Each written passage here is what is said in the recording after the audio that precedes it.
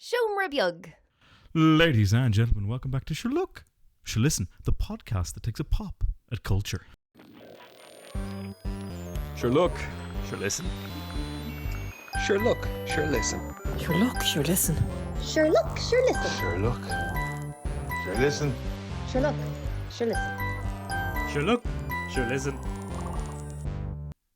Oh, very good, very exciting, Benjamin. We're deep into 2024 now, and we've loads of things to look at, including, very sadly, the passing of one Carl Weathers and Ayo Edebiri's out of Thunderbolts. I didn't know she was in it, but she's out of it. And we've seen trailers for a cavalcade of what's going on in that Creepy Woods movies. But what we're going to look at is the trailer for Longlegs with one Nicolas Cage. And Tuesday, look at that bird. Huge bird. But, Ben, that's not all. Despite the fact that neither of us really cared too much about previous Guy Ritchie. Is it the Guy Ritchie films? Let's just assume it is. Despite the fact that neither of us cared terribly, we're also excited about the trailer for the League of Ungentlemanly Warfare. Well, you're excited for it. Well, don't spoil, Ben, the bloody what's going to happen in the podcast. People won't listen. People won't listen. Sure, listen, Michael. If that wasn't enough to make sure people listen. Yeah. That wasn't enough. You are going to enjoy the review of Mr. and Mrs. Smith, because I've seen all of Mr. and Mrs. Smith. The new version. The new version from Donald Glover and Maya Erskine. Oh, how exciting.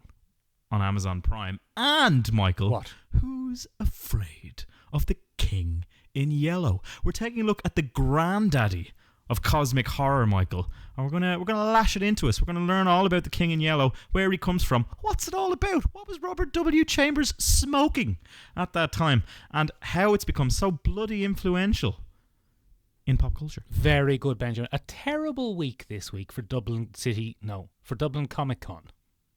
Yes. Because, Benjamin, this is let's not make too much of a light of the fact that Carl Weathers, legend of the industry, has passed away, but a terrible bit of time from Dublin Comic Con, and uniquely bad timing from an Irish perspective, because Dublin Comic Con just this week, Ben, announced at about 2 o'clock in the afternoon that Carl Weathers was the star guest of the March edition of Dublin Comic Con. And then, less than a couple of hours later, it was very tragically announced that he had passed away. Yeah, look, it was, some would say, the worst timing. A heck of a coincidence. By Dublin Comic Con, not by Carl Weathers. Our sympathy goes out to everyone in Carl Weathers' life and the legacy he leaves behind. But my goodness, how awkward. A bit of terrible timing, Ben. You'll be glad to hear that I have cancelled our appearance at Dublin Comic Con, lest the same befall us. Have you indeed? Yes, I have. I took an executive decision, Barrett. I did it without asking. Benjamin, Carl Weathers, legend of the industry. He was really in two pop culture juggernauts that you can't not have ever not seen. Yeah. So he was Apollo Creed, famously. He was. In Rocky 1, 2, Rocky 3 and Rocky 4. Yes. And he's good in that, isn't he? He's very muscular and oily. He's a very muscular, strong man, Michael. But, Benjamin, would you believe, an all-star athlete for like his entire life, but all he wanted to do was be in films. That's all he wanted. That's all he wanted. Top class, grade A athletic material there. Went on to be a movie star. He just said, no, I'm not having it. I'm not doing any more of this American hand egg. I'm just going to start doing movies. I'm just going to start doing movies. And did movies he did, Michael. He very much did, Benjamin. My age generation, the big hit of Carl Weathers was Predator, Ben. I saw Predator when I was about 12. I think my dad showed me Predator because he wanted me to stop being such a little bitch. Yes. And said there's not a man alive, even a 12-year-old little bitch, who can watch Dylan and Duke. Is Duke his name? Okay. No, it's probably not. Yeah. It's Duke. Yeah, it is. It is Who Duke. can watch them clasping arms and getting all muscly and going off into the jungle to fight a monster and continue to grow up a little bitch. Yeah, look, it's not going to happen. And Michael, some would say, looking at your life and times, that he succeeded. It worked in some ways, Ben, too well. Too well, some would say. I actually can't greet another man without clasping him by the hand and having a mid-air arm wrestle. I know, I've done several bits of damage and my physiotherapist keeps telling me not to meet you in person.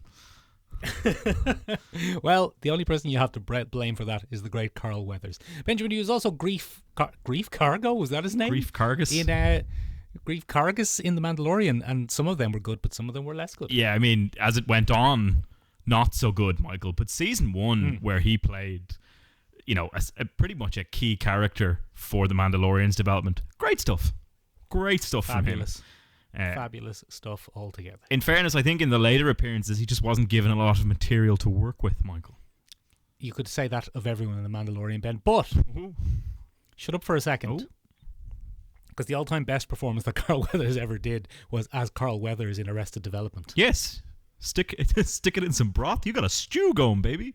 He's got a stew. He's so stingy, Ben. He's so stingy. Carl Weathers is the stingiest actor alive in Arrested Development. That, Michael, always, to me, is the sign of a great actor.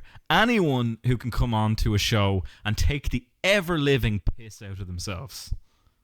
Like, to the point that he's downright unlikable. He's basically a grifter who's taking advantage of Tobias Funke. Yes, but fair enough. But fair enough, because if ever there was a man to be taken advantage of, it's Tobias Funke. But in this particular case, Michael, phenomenal stuff from him. He's hilarious in it as the acting coach. Carl Weathers. Fabulous. Benjamin. Yes.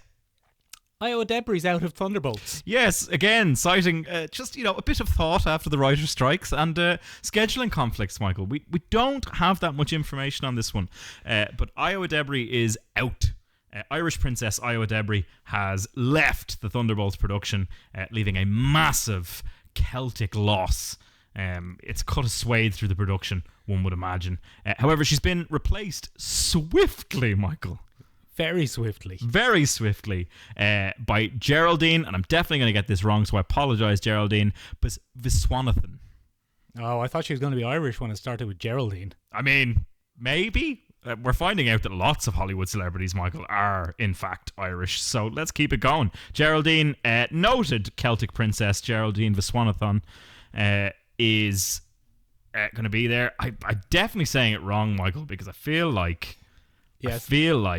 Yes. It's as... I'm not even going to take a guess, but I'm getting it wrong. I'm going to put money on that. Yes. Look, there's no onus on you to be able to pronounce names you've never heard spoken out loud before correctly the first time you ever say them.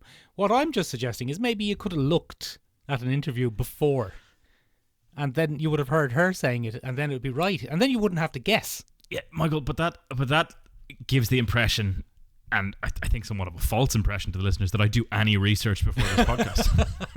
Just pluck it out of thin air. Benjamin, no one knows who she was playing, do they? I mean, does nobody care? knows, Michael. There's nothing on this. We knew when Stephen Yeun left that he was going to be Sentry. However, here we have no idea what's happening here. Geraldine and I'm going to try again, Viswanathan.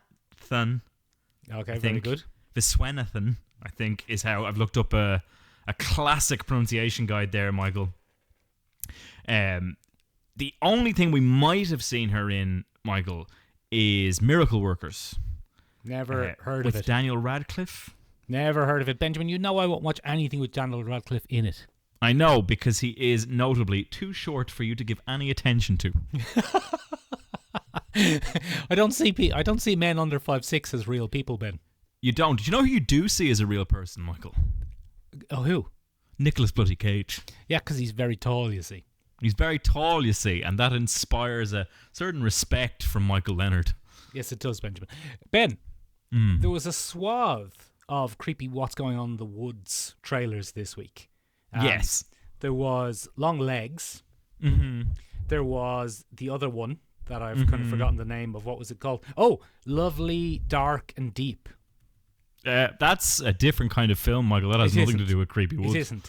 And Parallel, Benjamin. So it's a big season of What's Going On in that creepy woods. It's a big season to stay out of those Appalachians. But we decided to have what? Don't be going near those Appalachians. Get out of those Appalachians. They're very bad. Or the Adirondacks. Is that the ones in New York? The Adirondacks. Adirondacks. The Adirondacks. The Adirondacks. Arondios. The El Arondos. Anyway, it's bad time to be in the woods. But Longlegs, Ben, has a little bit of a culty feel to it, doesn't it?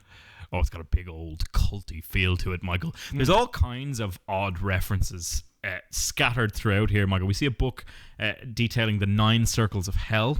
Oh, yeah, like Dante. We see some absolutely classic culty looking symbolism drawn everywhere, Michael. Benjamin, I fucking love, as everyone knows, Benjamin, everyone in the world knows this, but especially you, my favourite genre is spaceship horror. What's going on in that creepy spaceship? Yes, it is your favourite. Fucking fabulous stuff. Fucking get me in an Event Horizon any day of the week. I'll let them peel my skin off as long as I get to get spooked.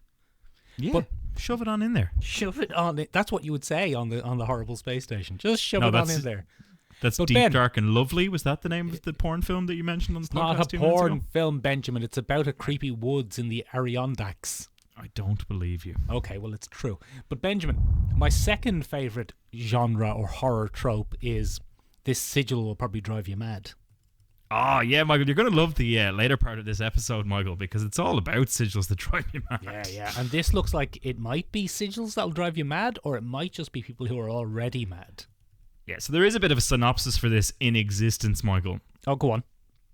But Ben, and the synopsis... Ben, yes. I'm going to challenge you here. Okay. I'm going to challenge you to not just read it from Wikipedia. I'm going to challenge you to spice it up a little bit. Yeah, sure. You ready? Yeah. You ready? I'm actually on fucking tenter hooks, Ben. I really am ready, yes. Lee Harker. A brand new wet behind the ears FBI agent has been given a case that no former agent could solve, involving a serial killer and some occult goings on. But wouldn't you know it, the more they uncover, the weirder it gets. That's going to be an absolute fucking nightmare to edit, Benjamin. Thank you very much. Is Nicolas Cage? You're welcome. Is Nicolas Cage in this? He's not in the trailer. Yes. Is he? He's not in the trailer, Michael. He's not in the trailer. But it depends on which trailer you pick. Oh. He looks to be... This is, Michael, a trailer in the sense that an epileptic fit is a memory surge. It's not... It's glimpses of a trailer. And I think it's there to solely pump the hype for this film. There is one scene, Michael, where there is a person who places their hands over their face like this. You can't see that, ladies and gentlemen. It's essentially an inverted upside down sign of the Aquila from anyone from Warhammer background. But that looks to be Nicolas Cage in whatever role he's playing. It involves a serial killer. The case involves a serial killer, and I reckon that might be Nicolas Cage. He might be the not former serial killer, but he might be the serial killer of this particular thing. Now, Michael, the thing that caught me off guard when we were looking at this is that... What was it? You put the trailer in directly from Neon itself. Now, Neon is a very famous...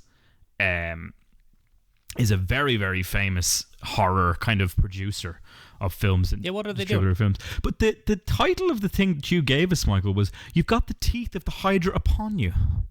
Yeah, it's great, isn't and it? I went, "What in fuck's name is that, Michael?" Yeah. I had no idea, because that wasn't the film. I knew Longlegs was a thing. I knew that was a thing. But I had no idea what "You've Got the Teeth of the Hydra Upon." But it's from T-Rex. The band? How weird is that? Yeah.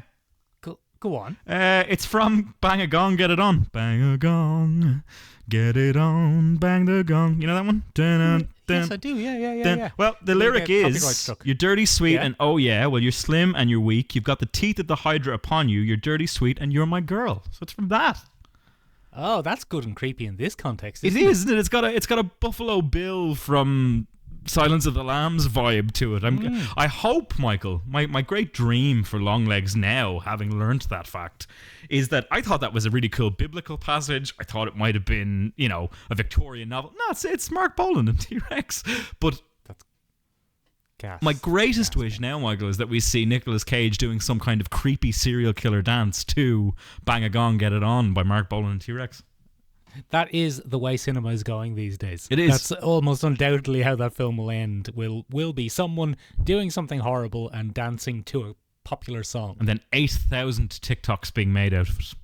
Yeah. Like, if Saltburn has taught us anything, it's that have a weirdo do a dance to a popular song from the past. Absolutely. And you're golden. Sorted. Ladies and gentlemen, if you'd like to see us do a weird dance from the past. All you have to do is give us a review wherever you listen. You can find us in multiple places. If you're on Spotify, give us an L-star review down there somewhere. If you're on Google Podcasts, that's soon to be gone, so I don't know what you're doing there. Hop over to one of the new ones, but give us a review before you leave. If you're on Apple Podcasts, do it as well. It's a great way to share the podcast with others, because they love reviews over there at Podcast Algorithm Central. The main thing that they love, Benjamin. I don't like how quickly you brushed over the fact that you've agreed that I will do a dance for TikTok if one person gives us a review. I said we. Well, I'm one of we, Ben. Yes, you are, unfortunately. If I could find a way to do this podcast and split my personage into two, Michael, laughing. I'd be so restful. I'd be cancelled. My life would be so restful. I'd be cancelled within a breath, Michael. Yeah, ladies and gentlemen, you can't see this, but I actually have a sign that I hold up when Ben's about to say something that'll get him cancelled, and he just knows to deflect. Imagine what this podcast would be like without that sign. Loath though I am, Michael, to admit this, if I didn't have you to rein me in, dear God, I would be the Andrew Tate of Dublin 24. Oh, I'd love to get into that, Ben. I'd love to hear more about that. But that is not here nor there for this podcast. Yeah. Although apparently the film Tuesday is. Yes, Michael, speaking of strange apparitions that keep you in check, this week, Julia Louis-Dreyfus has to deal with a parrot. Yeah. Now, Ben, here's the thing, though. Is Julia Louis-Dreyfus not busy filming Thunderbolts? No. Hold on a second. That's not real. It's not a real film, Michael. It's for tax purposes. I don't know what tax purposes are, but it's for tax purposes. There's no way it isn't. Yeah, Benjamin, you have spelled Thunderbolts on the show notes absolutely incredibly badly. Have I? It's spectacularly bad. Thunderbolts. It's incredible bad bit of spelling there. I'll tell you what, Michael, write your own show notes from now on, yeah? All right, fuck you then. Fuck you. All right, we're gonna go down this road, are we? Ladies and gentlemen. I'm not going to put the sign up anymore. Tell us what you think about Andrew Tate, Ben. Signless. He's a right cunt. But come here to me. This week, we got a trailer for Julia Louis-Dreyfus, who is part of course, the now infamous Marvel tax scam that was Thunderbolts. But yeah, we got a brand new trailer this week featuring a psychopomp parrot, Michael. Very strange stuff altogether. Benjamin, I turned this trailer on and I watched it and I said, there's Julia Louis-Dreyfus, and this appears like it's going to be some sort of light-hearted comedy about a woman in her 50s. That's a bit of a risk I've taken there. About a woman in her 50s with a younger daughter getting back on the dating market. But then I thought, no, it's not. Her daughter has some sort of degenerative disease and is going to die young. And this is going to be a sad tale of a mother and daughter coping with their grief. And I thought then, Ben, that's fine. What's this got to do with this podcast? And then the daughter was sitting in the garden and a horror scene happened. Yeah. And the gigantic, ratty, gross parrot landed beside her and started talking and then shrunk down and went in her pocket. Otherwise known as most parrots, Michael. Hey, stop the parrot shaming. I will not. Multicolored rats with wings, as it were, Michael. And a bit of cheek about them as well. They do have a little bit of cheek about them, don't they? They'd be a good podcast co-host. Yeah, I'd say we'd do better if we actually used that as one of our gimmicks. We should probably get a parrot for the podcast. Hashtag parrot for the podcast 2024. Hashtag everything is content. So yeah, this is a bizarre film in general, Michael. But basically, the psychopomp is sent to prepare... Zora is the name of Julia Louis-Dreyfus's character, to prepare her for the death of her terminally ill child Tuesday. That's no crack at all. That's no crack at all, Michael. This is a very British production. You may have noticed that Julia Louis-Dreyfus is the most American thing about it. I didn't notice that. Okay, well, her daughter is very, very English, and that's because this was made by A24, BFI, and BBC Film. What a strange congregation of producers. Yeah, very much so, yeah. The British Film Institute and the BBC. And the BBC, Michael. And A24. Hollywood darlings A24, who can do no wrong. So far, anyway. Maybe this will be... Well, I mean, if Marvel has taught us everything, it's that what goes up must definitely crash down in a series of mediocre fucking cash grabs. But, you know... Just terrible stuff. Anyway, Ben, this looks interesting. I don't know if it's really in my cup of tea. It might not be. It might be nobody's cup of tea, Michael. It features, as I said, a psychopomp parrot. Now, for anyone who isn't familiar with that and why I keep lashing that term around, a psychopomp, ladies and gentlemen, we've done a whole episode on it many, many years ago. We might do another one, Michael. We could. But a psychopomp is a deliverer of the dead. So it's someone who carries the dead from one side to the other, and this looks to be a big parody version of that. Like Death from Vertigo, Ben. Like Death from Vertigo, Michael. Everybody's favourite psychopomp, Death from Vertigo. Or like that hippo god from Moon Knight. Yeah, exactly. I don't even remember Moon Knight, Michael. I blocked that out. Yeah, what's her name? Haster? I can't remember her name. And Benjamin, like Death from Terry Pratchett. Oh yeah, that is genuinely a very enjoyable form of psychopomp. Or Susan. Death's niece, granddaughter. Ben, Adopted daughter, that's what she was. Benjamin, look, we probably won't see it because we'll be too busy instead going to see all of our favourite men and one woman in the League of Ungentlemanly Warfare. Yeah, so we got a trailer, Michael, with Henry, two of the hottest men right Two now. of the Michael. Two of the hottest men. Benjamin, the two men who I assume would play us in the dramatization of this podcast. Well, that is far too kind to one of us, Michael. Yeah. I'll not tell anybody who it is. You can vote down below, ladies and gentlemen, on the Discord. Please do. Just try not to hurt my feelings too much. Nah, lash into them. He loves it. I love it. It's my favourite thing. We got a trailer for the League of Ungentlemanly Warfare this week, which is a film we've already gotten, Michael. I thought so. You were, yeah. It was called... When did we get it? I was watching this going, did I not see this? It was called Inglourious Bastards, Michael. Yeah. We saw this. Yeah. We've seen this several times. But you know what? Never let it be said that Guy Ritchie won't make a film that's already been made. He's happy to do it. He'll do it. That's his entire career. Try pretty much, and fucking stop him. Try and stop him. So this is a bizarre film, Michael. It's got Henry Cavill, who's top-notch billing. Yep. Let's be honest. We've got Alan Ritchson, who, and I feel this might be one of those cases where I guess we could probably call this the Scream effect, where we happen to have an actor or actress who has become huge in something else after this film was made. Like how Jenna Ortega has accidentally become the star of the Scream Correct, franchise. and then dropped out because she has great views on the Palestinian conflict. Yeah, and supporting her mate Melissa Barrera, who's now my favourite Hollywood actress. Great stuff from both of them. But Alan Ritchson's in this, Michael. Reacher himself.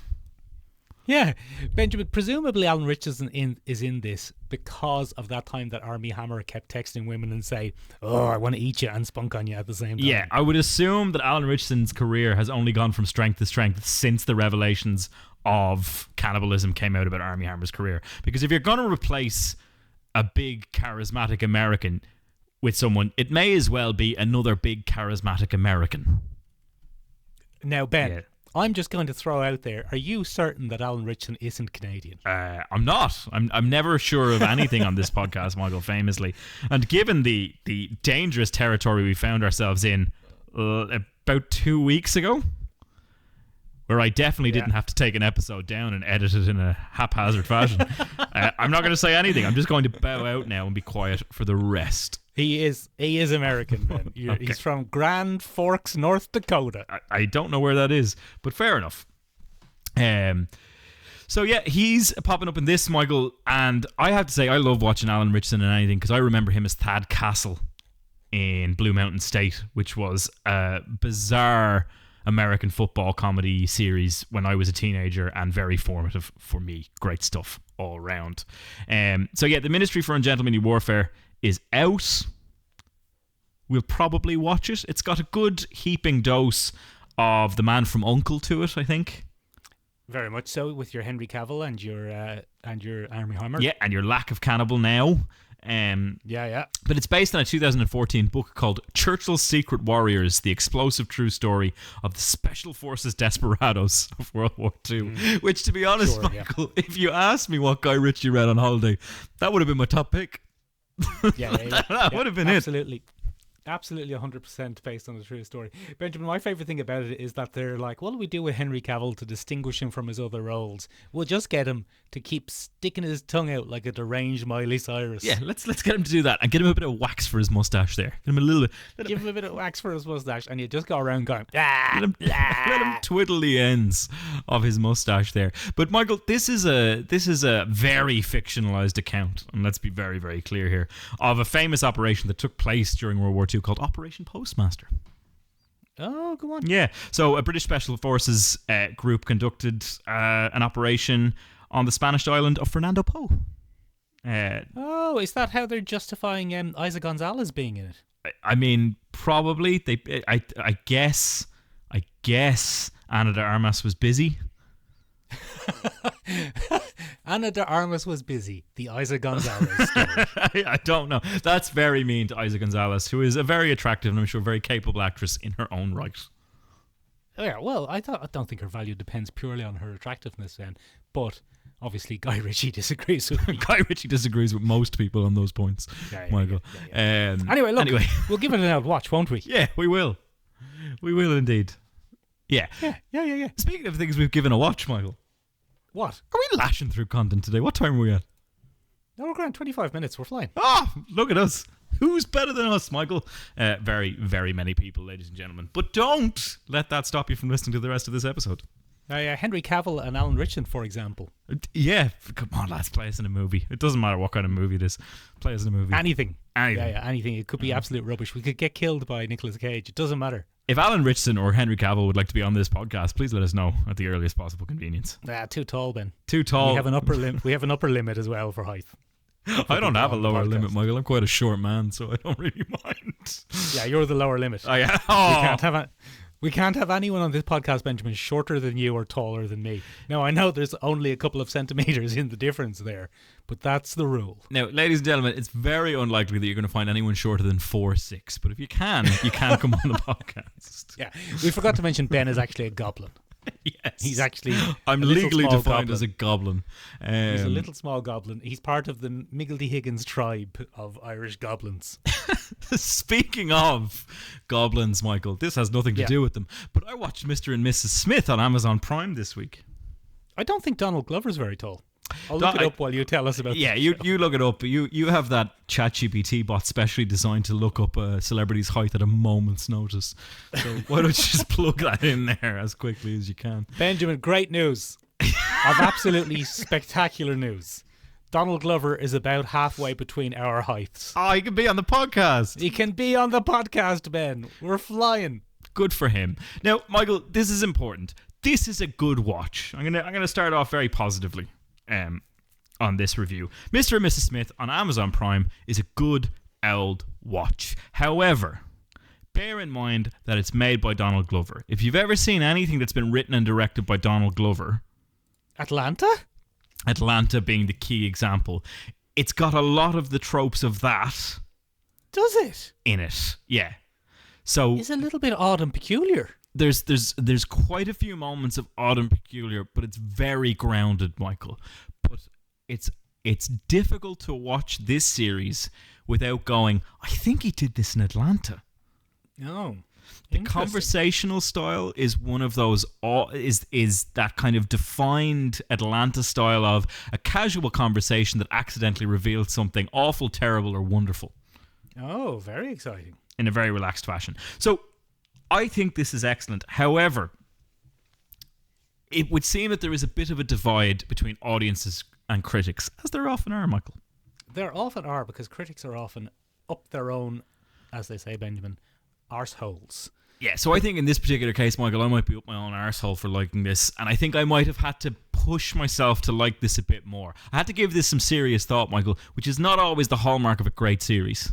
Oh, hold on a minute though, Ben. If you had to think about something and justify to yourself that you should like it, maybe it's rubbish.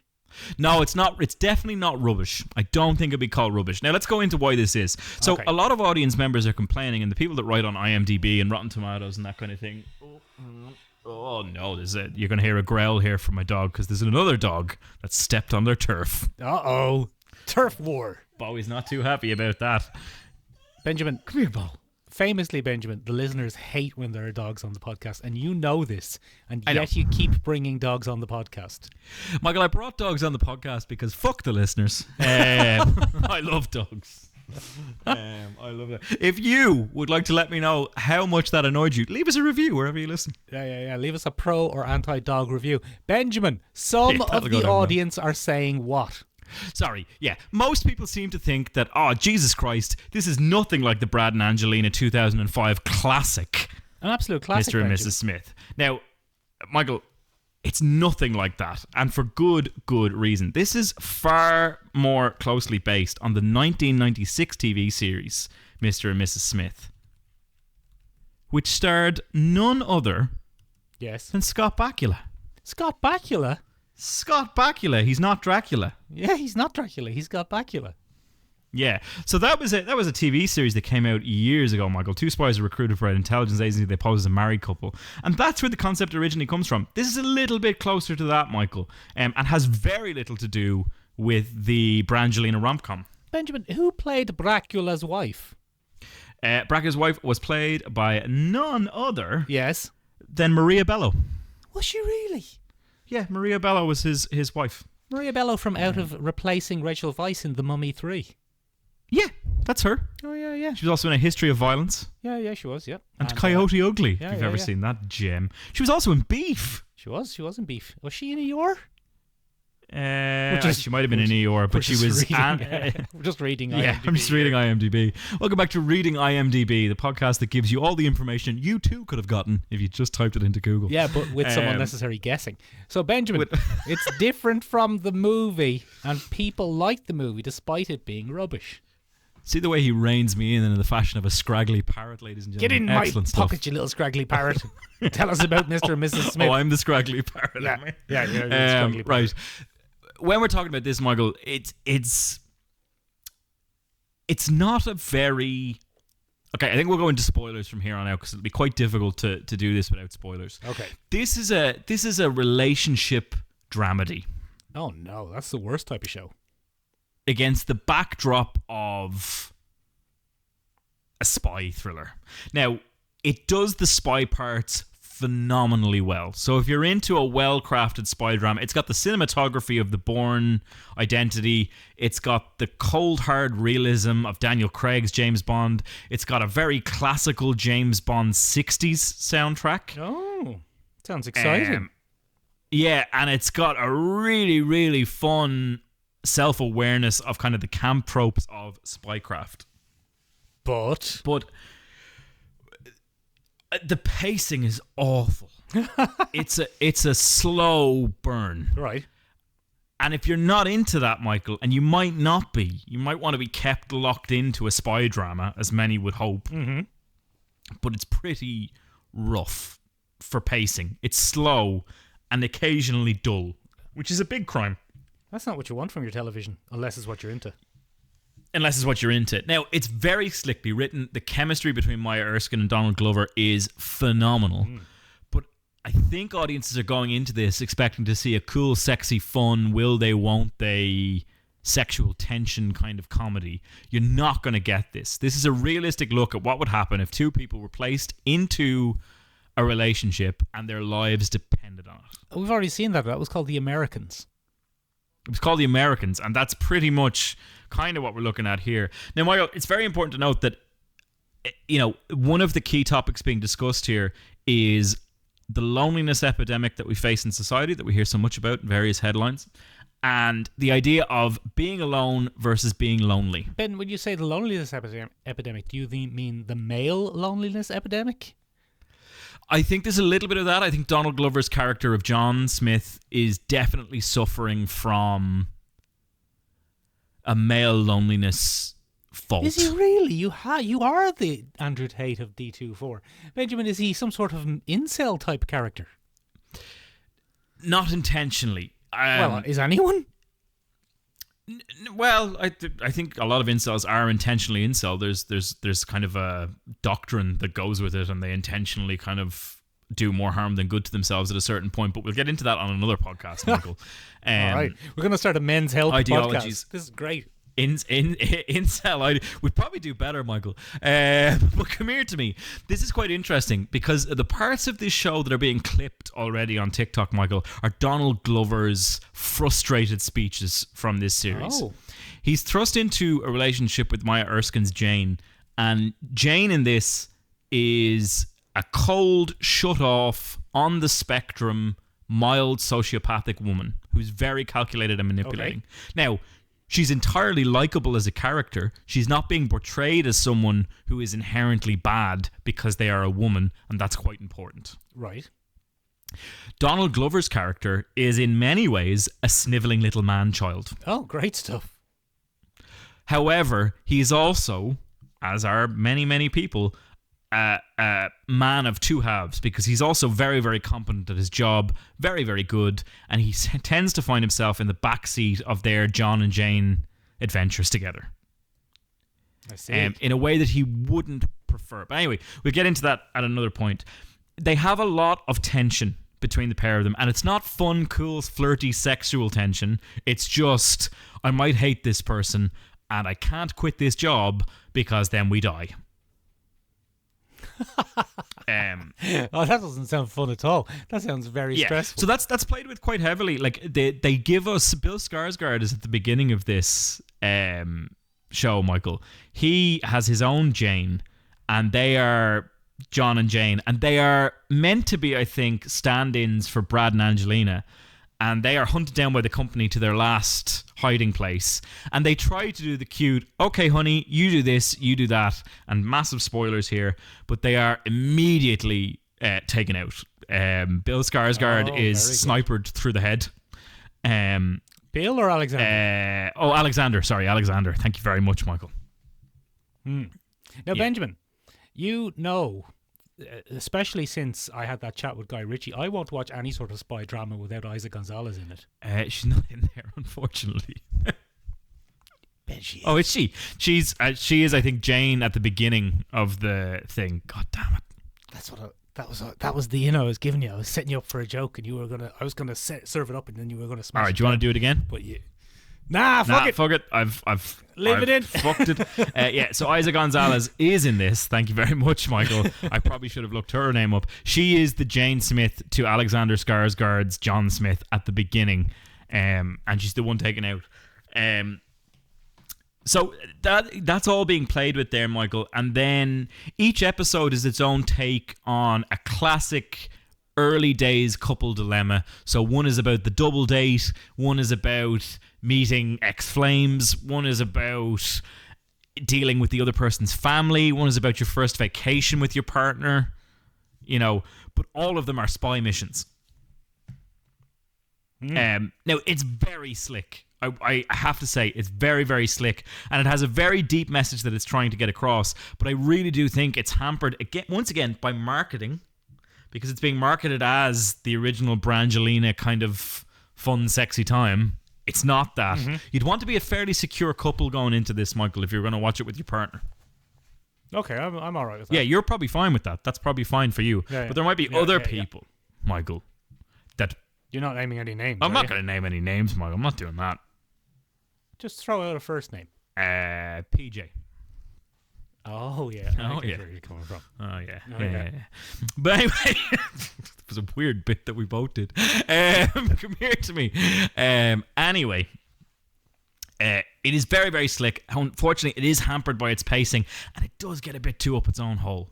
There are some absolutely magic episodes of this, Michael. One of the great episodes of this is Ron Perlman is an absolute bastard that needs to be extracted from Italy.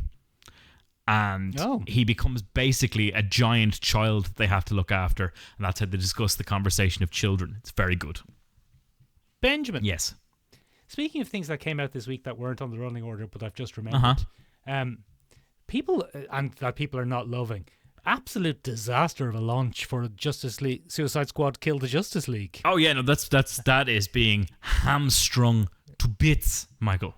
Absolutely lashed out of it. Apparently one of the worst AAA games ever released, essentially. Yeah, so before we begin that, what is a AAA game, Michael? AAA, Ben, like top of the range. Oh, okay. $300 million production value. Like 70, 80 euro to buy it. Oh. Like big studio, big name. Call of Duty, Benjamin. Your so it was Baldur's made. Gate 3, I suppose. It was made by Rockstar Games.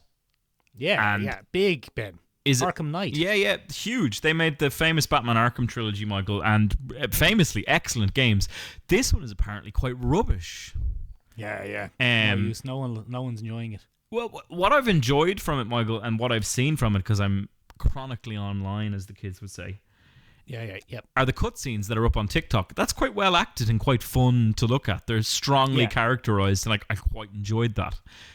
But the gameplay itself, Michael, and the outcomes of some of the conflicts apparently are upsetting people massively. Yeah. So the voice acting is very good. The facial I'm going to have to let animation- my dog out to pee. You can spin your wheels there while I do that. Okay, I won't. I'll wait for you to come back. Don't do that. Just spin your I'll wait for you- wheels. You No, son I'll of a wait for you to bitch. come back. I'm going to wait for you to come back. I'll edit this out. That doesn't look like you're spinning your wheels. I'm not. I'm going to edit this out. Hold on. You ready? Fucking pillock. I'm not going to just sit there and spin my wheels while you go and let the dog out for a minute and a half, you dingus. Right, you ready? The facial animations are great. The voice acting is incredible. Tara Strong is Harley Quinn. Samoa Joe is King Shark. Love it. But, Benjamin, the big thing about it is that it's a gun game. Yeah. So you kill the Justice League with guns. It's in the title. You know how you kill the Flash? With a gun? Guns, yeah. You know how you kill Batman? With a gun? Yeah, it's guns, yeah. You know how you kill Superman, Ben? With a gun? Yeah, guns, it's guns. Very You good. just kill them all with guns. Very good. No use at all. No one likes it. Yeah, so one of the interesting criticisms that I saw, Michael, and it was very, very interesting to me, is that people were like, "Oh, could you not have found a way to, save the Justice League and have them come back at the end?" And I found that so interesting that people are still so attached to their characters that even in a video game set in an alternate universe, they're like, "No, that wouldn't happen. You wouldn't. They couldn't do that. There's no way." Superman had trounced them. And they're not wrong, but I just find it very interesting that people are still like, no, not my heroes. Benjamin, I can't disagree with any criticism of it. It's so weak. It's so poorly put together. Like, sure, if you had some sort of massive, important feeling showdown with Superman, and maybe he came back to himself for a minute, and you somehow convinced him that he has to fight the thing Brainiac's control over him, and then flies off into a red sun and dies or something. But no, you just shoot him bullets and he just dies, and he just falls over on the ground like a baddie. And, yeah, that's not how Superman works. And maybe they were going for a thing of like death is pointless and anticlimactic, but maybe it's just bad writing. Maybe it's just bad writing. Maybe it's just lazy, bad writing, Michael. Speaking, Benjamin, though, of bad writing. Oh? If you go back to the Victorian period, no one was able to write anything that was any use. That's categorically untrue, Michael. However, it's very hard to go back to the Victorian period and find anything that isn't flowery and overwritten. But we'll get into that now, Michael, because this week we're dealing with the wonderful topic of who's afraid of the King in Yellow? Well, not Henry Cavill, anyway, because he'd just go, ah. He just go, ah, and you stick his tongue out, and then Guy Ritchie be like, and then you shoot him with a gun. You shouldn't wear a gun like fucking Superman, mate. I'm assuming that's how Guy Ritchie talks, isn't it? He does jiu-jitsu, so he's probably sound enough. Guy Ritchie? Yeah. Wait, could you get him in an armbar? Oh, you would? He's been doing jiu-jitsu for a very long time, Benjamin, though. You'd be very unlikely to get him in an armbar, I suggest. Oh, I couldn't get anyone in an armbar, Michael. No, No, it's not going to happen, Michael. No, You could give me a corpse and I would somehow end up in their armbar. Yeah. Zombie, Yeah. obviously, in that case. But, Benjamin, I wouldn't recommend you pick a fight with Guy Ritchie. Anyway, The King in Yellow. That sounds interesting. That sounds interesting, Michael. The King in Yellow is an 1895 book, Michael, by a man called Robert W. Chambers. What does the W stand for? Withers. No, it doesn't. It doesn't. No, I made that up, Michael. That's a shame. All right, just keep Absolutely going. 100% I'll check for made you. that up. But Robert W. Chambers, Michael. Yes. William. It's very boring. It's Robert William Chambers. That He's is an American author, and he wrote The King in Yellow. Now, this This is a bizarre standalone collection of short stories, Michael, published in 1895. And it is the precursor in many ways, or the bridging moment between the American Gothic of Edgar Allan Poe and Nathaniel Hawthorne and what would become a very American genre in the cosmic horror of the early 20th century and people like H.P. Lovecraft. Yeah, Hewlett-Packard Lovecraft. Hewlett-Packard Lovecraft, famously autistic, racist, and just very odd. Yeah. Was he famously autistic, though? I think that's... I think it's heavily conjectured at this point, Michael. Yeah. But as we know, Michael, the only way we're going to make it out of our non-view hole is by being controversial, baby. Everything is content, Ben. Everything is content. Fact checking, never heard of it. So Robert W. Chambers wrote this particular collection of short stories, and it's a bit of a dark horse within the canon of American literature, because following the publishing of this, Michael, Yes. He didn't continue to write in that kind of horror style. Ben, Yes. Stop for a second. He didn't even finish this in the horror style. No, it's bizarre. So the first 4 short stories of this collection Yes. are based around a fictional play called The King in Yellow. Oh, sounds spooky. Yeah. And that play, Michael, is a cursed play, and if you read it, you go mental. That's essentially the prospect. One of my favourite tropes in horror, Ben, is don't read or look at this thing. It will make you mental. It'll make you a bit mental. Now, Michael, this is written in a way that is incredibly insidious and creeping. It really gets under your skin. It's got that classic kind of Edgar Allan Poe slow build and the crushing revelation that you're either doomed or mad. Oh, yeah. Benjamin, the same applies to modern genres like Andrew Tate podcasts. Yeah, it's the same thing. As soon as you realise what you're doing, you're Too lost. late. You've already gone mental. It's too late. Yeah, you've already gone mental. As soon as you concede, Michael, to Andrew Tate and go, oh, that's not the worst point I've ever... You're gone. It's done. It's finished. It's over. I'm sorry. I'm sorry it didn't go well for you. But, Michael, this was hugely influential on the cosmic horror genre, particularly H.P. Lovecraft's work. And the King in Yellow himself is a man called Hastur. And he's not really well defined, Michael. We only ever get glimpses from the play, snippets, as it were. And we just know that he's a huge, looming king in tattered yellow robes, and he rules over Karkaros. And that's kind of his realm, Michael. But anyway, you read the play, you go mad. And the first 4 stories are centered all around men who go a bit mental after messing with that. Now, it's important to note that Robert W. Chambers was a very established artist in America at the point he started writing. Go on.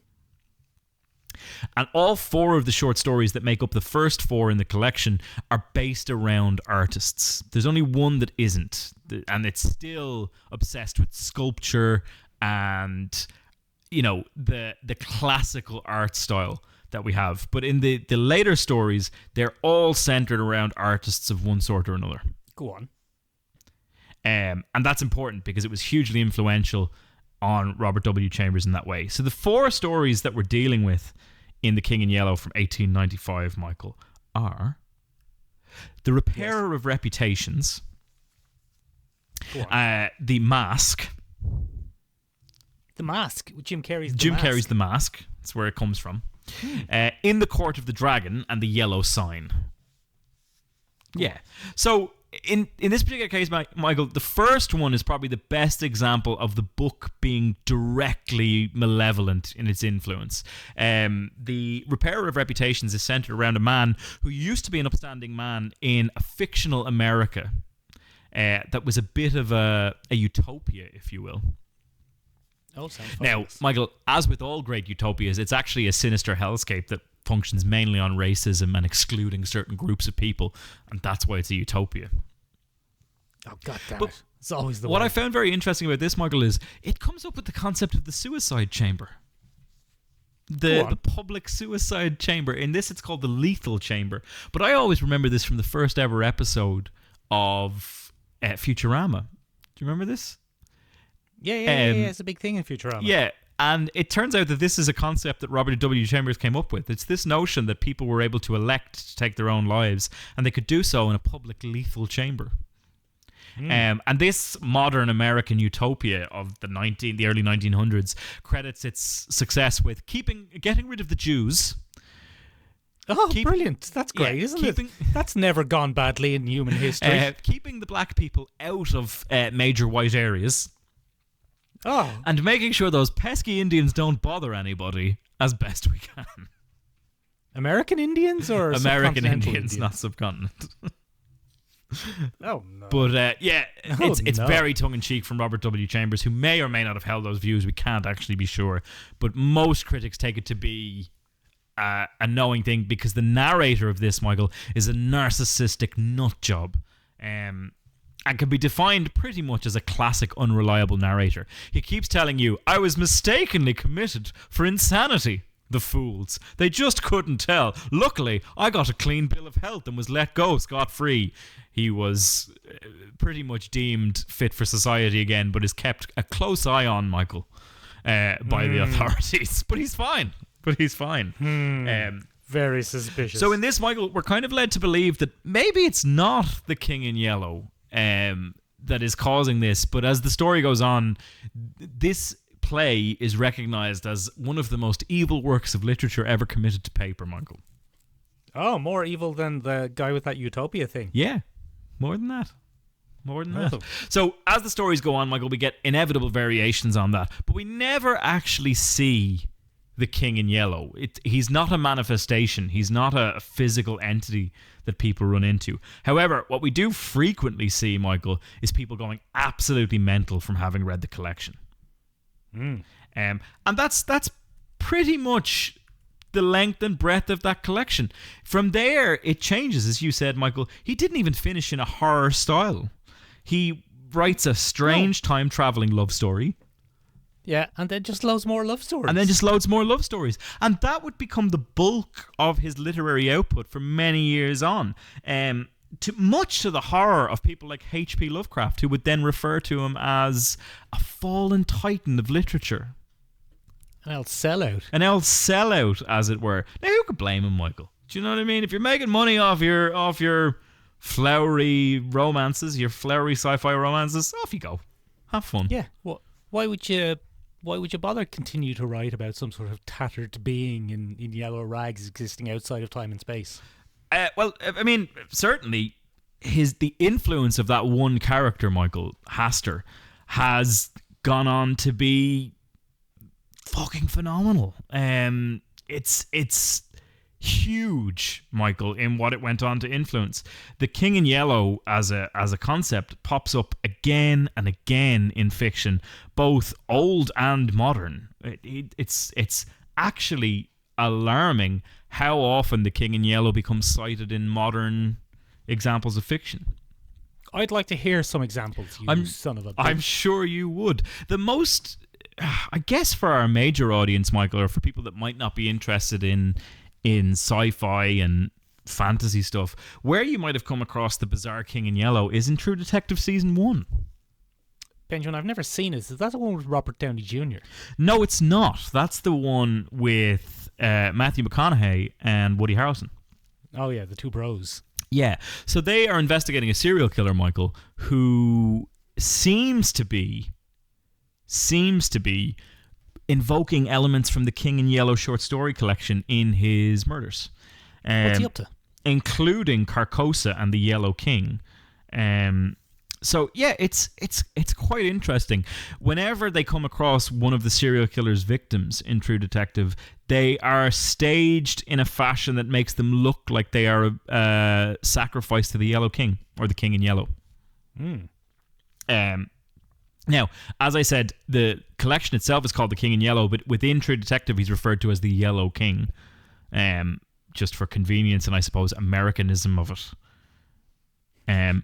But yeah, so that's what we're dealing with, and it is kind of cosmic horror in season 1 of True Detective, and perhaps some of the reason, Michael, that season 1 is still so lauded and still so kind of lingering in pop culture memory. So much so, Michael, that in the latest season of True Detective, we meet Rust Cole's father.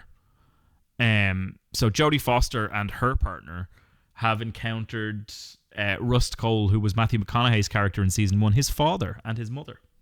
Oh, what are they up to? Well, apparently his father was a bit of a murderous git as well. Oh, no good. But as the two lads go about the deep south of America, they start encountering lots of Lovecraft's Cthulhu mythos and Robert W. Chambers' Cthulhu mythos. So this serial killer becomes known as the Yellow King. Okay. And he ends up, and spoilers for a series that came out, I think, 10 years ago? Maybe even more. Errol Childress is the name of the serial killer in it. And he's described by children who occasionally spot him and see him as the spaghetti-faced man. Oh, that's very Lovecraftian. Yeah. And we think of that as the octopus tentacled kind of... I can't even remember. Is it Cthulhu? Sorry, that just completely thing. But a lot of the clues, facts, visuals, sigils are all semi-pagan kind of Yellow King oriented. It's really interesting. Do they use the sigil, Ben? Do they use the yellow sign? They use the yellow sign. It's painted in different places. So the yellow sign itself, Michael, was ill-defined in the original collection, but has kind of gone on to be given its rightful place. But it's always kind of a vague scratching of lines on a piece of paper. Yeah. We're never given a defined yellow sign, if that makes sense. Until much later, obviously, when later authors took the fact that H.P. Lovecraft liked this book and included a couple of tiny little references to it in his own work. And then later writers in the Cthulhu mythos said, let's fold it in, get it in there. And because if there's... Go on. If there's one thing that we love in horror is when we really define it and reveal the monster. That's the best bit. Yeah. That's one of the biggest criticisms I have, and nearly everyone else has, of like later additions to the Cthulhu mythos. It becomes very mechanical. It's like, oh, you're being pursued by this. You'll need 2 of these and 1 of those, and then you'll be grand. Yeah, and we've really hammered it out now. That's what people wanted. They didn't want a creeping thing to slip into their minds and kind of ruin them, but now we've really scared them by defining it clearly and making it dull. Yeah.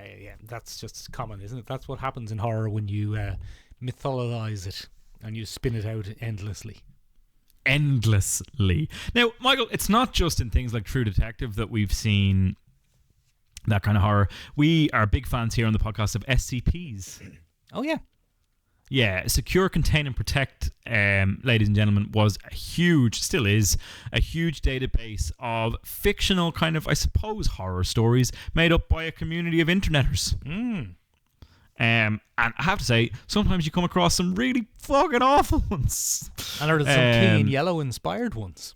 There are some King in Yellow inspired ones. So SCP-701 relates to a famous play called The Hanged King's Tragedy. That sounds a lot like The King in Yellow. It does indeed, Michael. And in this particular case, it is almost as if he is the King in Yellow. So the Hanged King is essentially a stand-in for the King in Yellow. And it's about a play that once it starts, Michael, you have to watch to the end. So it's a little bit different. It's not a play that you read in a book. Rather, it's a play that you are forced to watch. And quite often what happens is the play itself will find its way into a local theatre production group. Right. And the cast will be compelled to perform it. Oh, someone's going to end up hanged. A lot of them, all of them, in fact, will find their way to death. Oh, no. They will all die by the end of the production. So there's you can go and read that for free in the SCP database, Michael. It's up there online. But what I would strongly recommend is there is a fantastic YouTube channel, Michael, called The Vulgan. Oh, he's Irish. and it's a fella from Northern Ireland, Michael, and he makes really high value production audio recordings of SCPs. He treats them as though they are recordings from the Foundation itself, detailing what happened in this thing. He does a fantastic one on SCP-701, and I would recommend that you go listen to that. It's a lot of fun, but it's very, very uncomfortable, Michael, and it has a whole load of symbolism and kind of vaguely defined things that they're kind of creepy. Yeah, man. the less defined something is, the creepier it is. Yeah, there are lots of different possibilities floating around in that one, but the major difference, I suppose, Michael, is that the play is actually performed in this as opposed to being printed text that drives people mad. Yeah. I like anything that drives people mad, to be honest, Ben.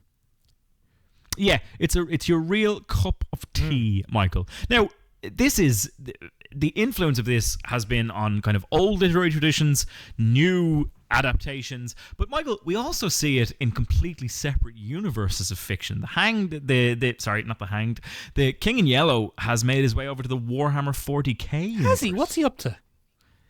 He has. So you and I, Michael, are massive fans of both Gregor Eisenhorn and Gideon Ravner. Oh yeah, the Eisenhorn trilogy, for example. 2 Inquisitors from Warhammer 40k's Holy Inquisition.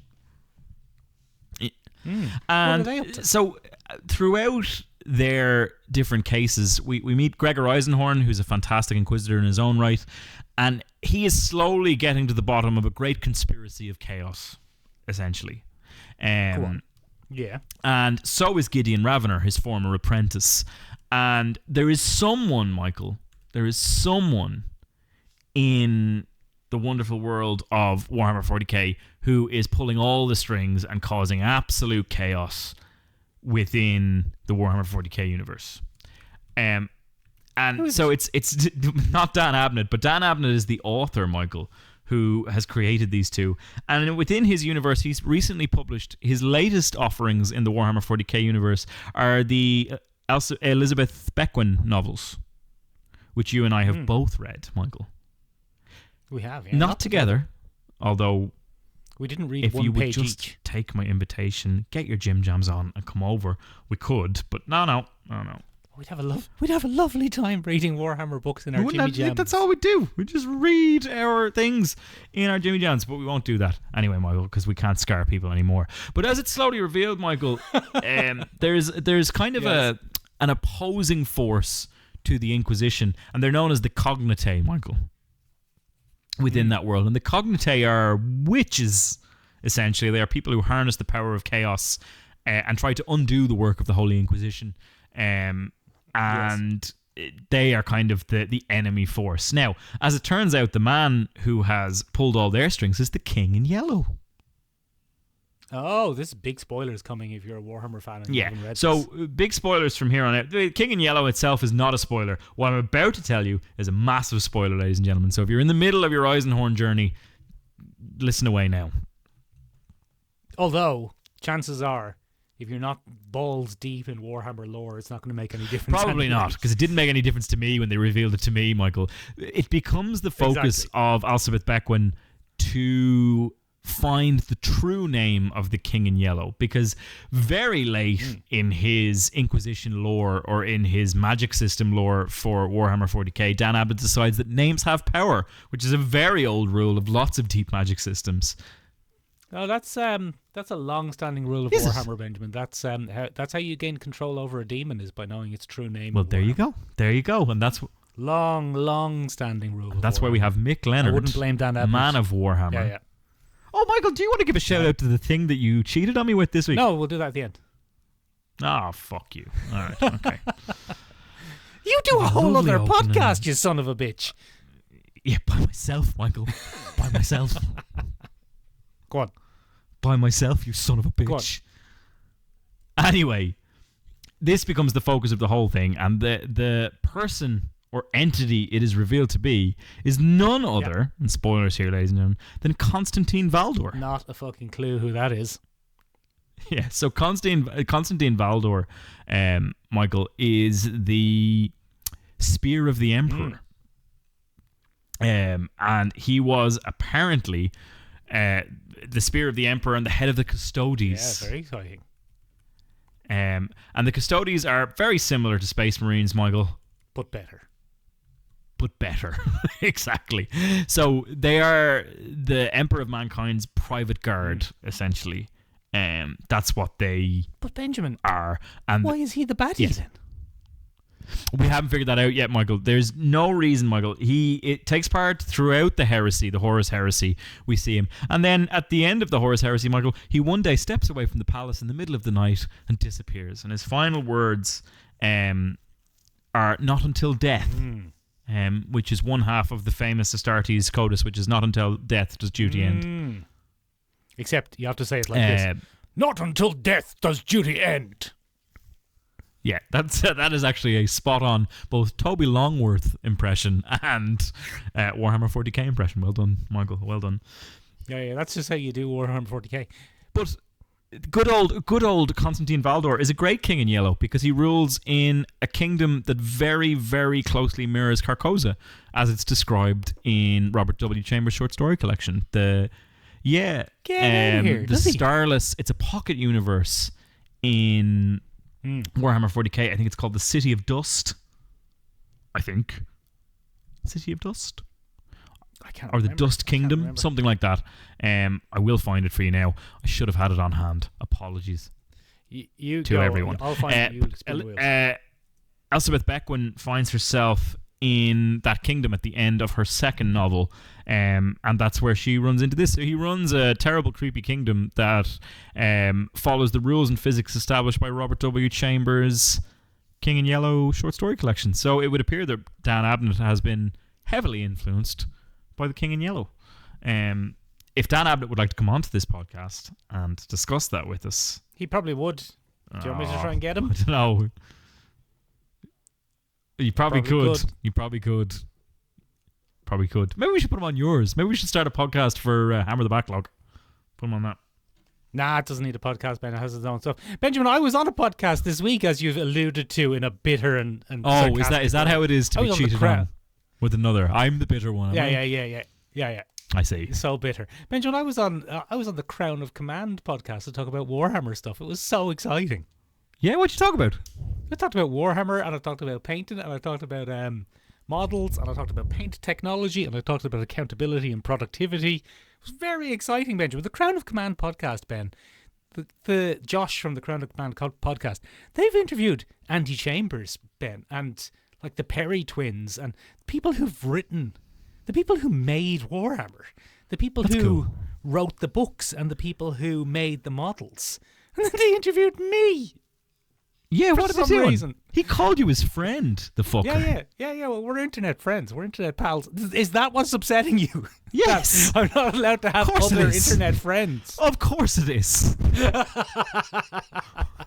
You can go and talk about your little painted figures all you want, Michael. Yeah, well, you see, that's why I'm friends with Josh, because he doesn't condescend to me like that. Yes, he's not a jealous, spiteful harpy. Yes. Anyway, I'll stick a link down. I'll stick a link down that below is something, so you can give it a listen. That is something that Mick and I will have to take up in couples therapy this week. However, if you'd like to donate to our couples therapy bill, you can't. We don't have anything that will allow you to do that, but you can support us in other ways. Yeah. You can get in touch with us in a few different ways. For example, www.seomrabeag.com, SEOMRABEAG.com. It means tiny room in Irish. It does indeed, ladies and gentlemen. You can find us on the interwebs at Sure Listen Podcast. No, you can't. I've broken my own rules there, ladies and gentlemen. We're also on an Acast website called www.shouldlookshouldlistenpodcast.acast.com. Yeah, it's up there. It's always updated. You can find all the latest episodes and some other stuff there as well. We're also on Instagram at shouldlookshouldsListen. Yeah, it peaks and troughs. It's a bit slow. It's a bit of a slow Sometimes period. we do great, sometimes we don't. Today was a good one. We talked about Fool Night, the manga, and we did okay. We're up there in shorts. We're far more bearable in shorts, ladies and gentlemen, so you maybe give it a check out. If you don't want to listen to us on Instagram, listen to us on TikTok. And you can find us on Threads now as well. Oh, Threads is a fucking cesspool, man. It is. It's pretty bad. It's just a lot of OnlyFans advertising. It's just Twitter all over again. It just goes to show you that if you put that format out there, people are just going to be rubbish on it. They're just, it's just human nature. Yeah. It's just Text-based social media. Yeah. I'll be shite. It just gives people the ability to just be their worst self. Yeah, it's not great, like. Oh, fucking cesspool. It's the newest cesspool of the internet. Stay off it. Yeah, I mean, or come and follow us on it, whichever you prefer. But if you follow us on Instagram, you'll probably end up following us on Threads. So I think you have to. I think that's the new glorious rule. Anyway, ladies and gentlemen, I'm off to weep bitter tears to Joni Mitchell and some white wine in silk pajamas by a fire. I know white wine. Will you have a white wine? And then Mick is probably going to go off and make new friends on the internet. So many new friends on the internet. Yep, that's it from us, ladies and gentlemen. Bye-bye. See you next week, everybody. Bye.